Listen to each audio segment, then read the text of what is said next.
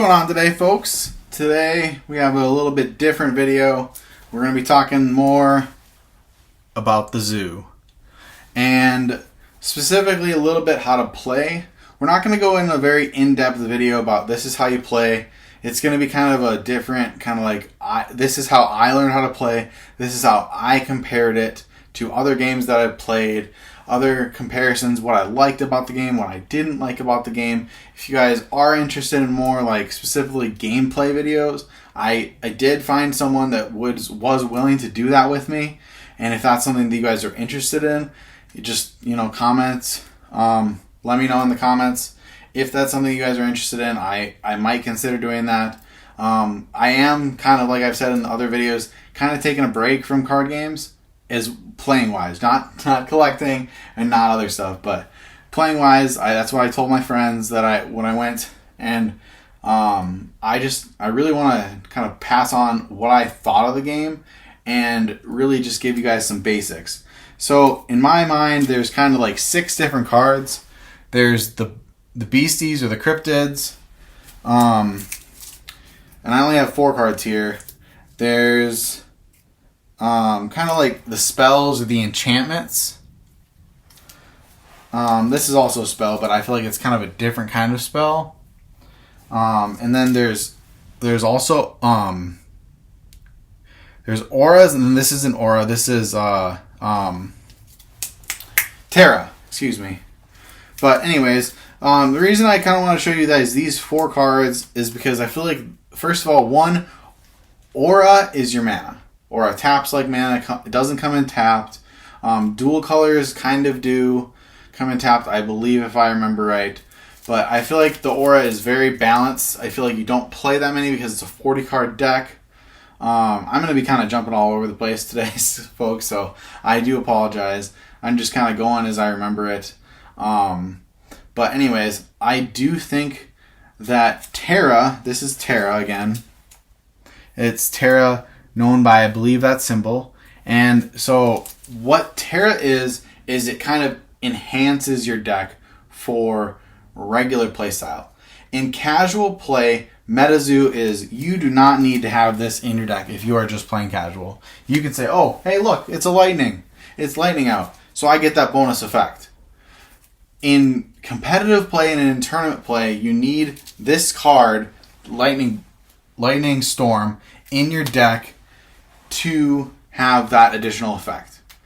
I feel like that is a very unique thing to this game, that they kind of have like stages to where you have that, and there are cards that destroy these, which I think is great as well.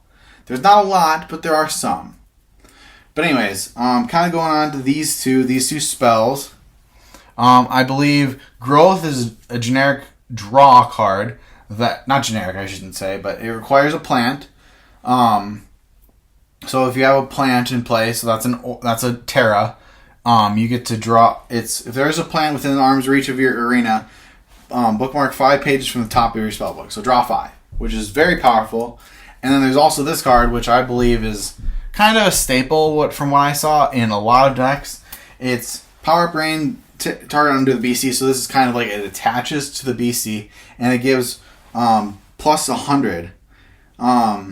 And I don't really understand everything about it, but that's kind of what I got, is that you get plus 100. Kind of going on to that, you do start with 1,000 health, which I think is very interesting because it feels like a lot. And actually something that I noticed about Metazoo is the game actually went a good amount longer than a normal game. I mean, from when I was watching, they were going like 6, 7, 8 turns, which, is kind of long. I mean, when I was thinking about when I played Dragon Ball Super, they were probably around 4 to 6 turns, which is, pretty average. But their minimum was probably around 6. I mean, and they were going, I think there was one game where they had like 10 turns. I think that was both because they weren't drawing to the best capacity of their deck. And I'm sure that, they weren't like world champion players. Not that there are probably hardly any right now. Not that they're saying they're bad players, but I'm sure that there's a lot that needs to be workshopped for probably everyone at this point. But kind of going back to that is the beginning of the game, you draw 7 cards, and you do draw on your first draw step. if you're first. So that's very different than most games, and so I kind of don't like that because there's no benefit. There's not no benefit, but there's very little benefit to going second. So I don't know. Control decks maybe, but we can talk about that maybe in another video. But anyways, I did like the friend that I watched play had a lot of variations in decks, and he had a lot of different kinds of decks. So I think that there are a lot of different kinds of decks. Kind of what we've talked about before is Cryptid Nation, not the best set overall. Very overpowered cards, very few decks that were very good. Nightfall brought a lot of power into the meta, brought different kind of decks to the meta. So as like we've said, Cryptid Nation may be more iconic, but Nightfall kind of got more of like the base of like good stuff for the game, which is, I feel like a good balance. But anyways, something else that I kind of liked and didn't like was there's a lot of, I want to call them tokens, but there's status effects. So I think there's sleep, there's paralyze. I can't list them all. I think there was 8 or 9, and I don't think it says on there, but there is a rule book that I feel like everyone has or is going to need, at least for the first beginning of the steps. So I do think that that's a good thing to have, is buy a starter or a theme or whatever. I think it's theme decks that come with the book. But I do think that's very interesting because it's a lot to know. Like it's one thing to know all those things, but I did ask and they said most decks don't play all of them.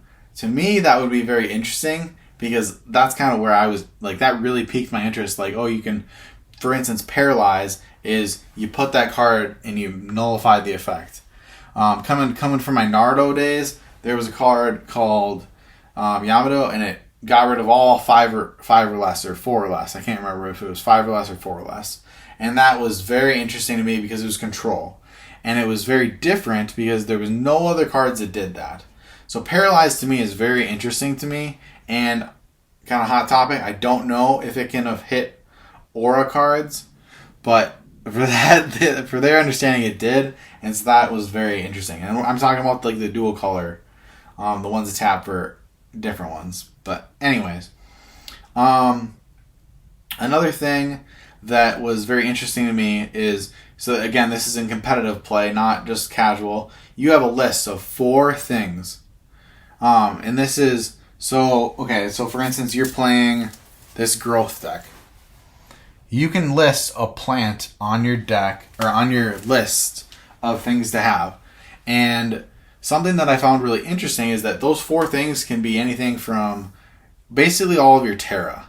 So you don't, or no, wait, no, excuse me. No, they're not Terra. Those are specific things, not Terra. Excuse me. That is wrong. But so you could list a plant. You could list a light bulb. You could list, you can't list weather, or scenery, but you can list a lot of things that you might need for your deck. And I think that's very interesting because one, I don't think, I actually can't remember this, but I don't think they count for both players. I think they just count for you. And 2, it's something that you can actually bring those, and they encourage you to bring those to the tournament. So I think it's kind of weird is they say, okay, bring a cup because you need a cup for a cup of water or something. And they say, bring that. And they encourage you to bring that, which I think can be very funny because I think there's like some random ones like costumes and all that stuff, which I think is very different and very unique. So, okay, another good one for very unique and different. I think I mentioned this already, but it is a 40 card deck, which is, I mean, for how long I was saying the games are, kind of a small deck. Kind of another nitpick on that. It's deck out, you don't lose, you lose if, or you tie if both players deck out. So that's kind of similar to, in my opinion, Flesh and Blood, how you don't lose, you just kind of slowly fatigue yourself because you have more resources. Let's see, what else? Something that I really like about the game is their kind of form of how they have copies of cards in their deck, and that you can signify by, I'm going to see if I can get this in. It says 1 right there. So you can only have, I believe, one per spellbook for growth.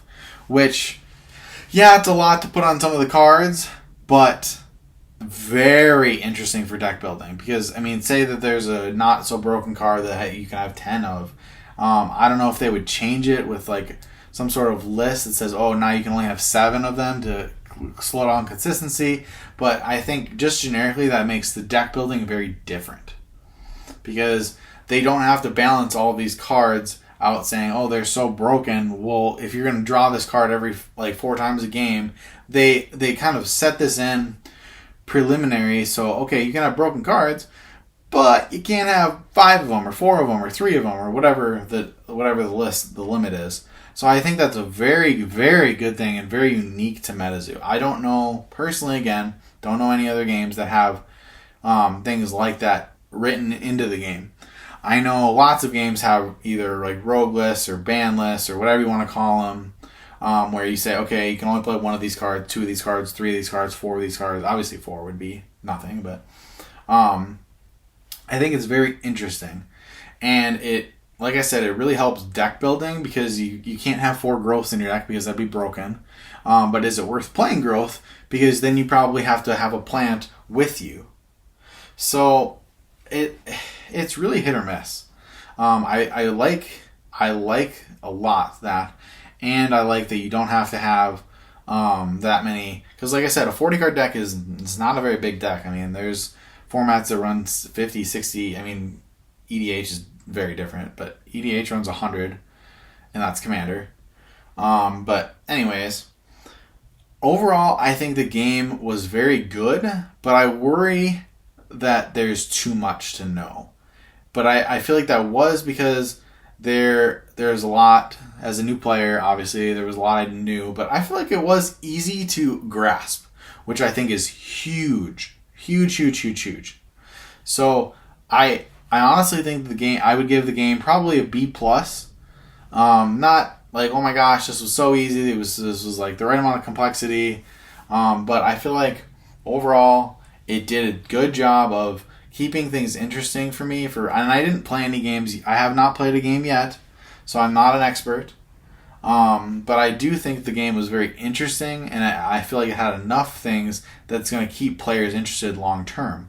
I asked a couple of my friends that were playing, do you think the design space is open for that? And they were unsure, I think. But I mean, from what I saw, I mean, there could be a Terra deck. There could be decks more based on spell. I mean, they were saying that there is kind of a control deck. There is kind of a OTK deck. And if you don't know what OTK, it's 1 turn kill. Not necessarily on the first turn, but it's in 1 turn, going from 1,000 to 0. Or decking them. I don't know if it was decking them. I don't think it was mill. But anyways, overall, I think the game was very interesting. And it was very... I don't know how balanced it is, so I can't say it was balanced. But it was very interesting, I would say. I actually enjoyed it more than I thought I would. So that's a good thing for me, personally, because, I mean, we've talked about Metazoo a good amount on the channel, so it helps that I know kind of more of what it takes to become kind of more entwined with the game. So, overall, I think that Metazoo was a very interesting game, is a very interesting game, and I feel like they are headed in a good direction. Do I think it's a perfect game? No. Do I think that they are making some mistakes? Yes, like we've said in previous week's video on the reserve list. But overall, I think that the gameplay, it's there. I mean, there are people playing it. I mean, there was a couple people there where I went. There isn't anyone really close by me yet. I do plan to change that because I do plan on helping the local community kind of spread out.